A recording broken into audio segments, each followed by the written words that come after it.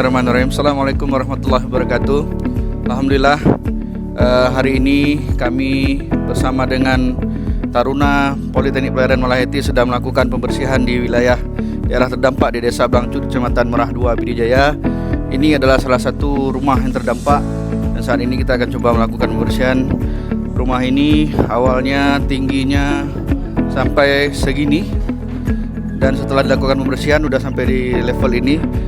Saat ini kami hanya melakukan pembersihan gotong royong ringan-ringan, jadi hanya membantu apa yang bisa kita tolong untuk pekerjaan di daerah sini.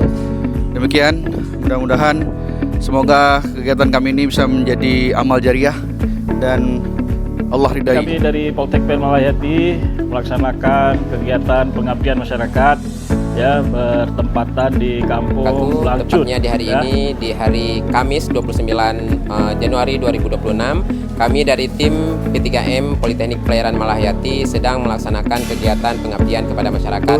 Bersama dengan kita telah hadir Bapak Ari selaku pemilik dan dari sekolah TK yang ada di mungkin ada ini cerita dari Pak Ari yang mungkin bisa pengen disampaikan. Silakan Pak Ari.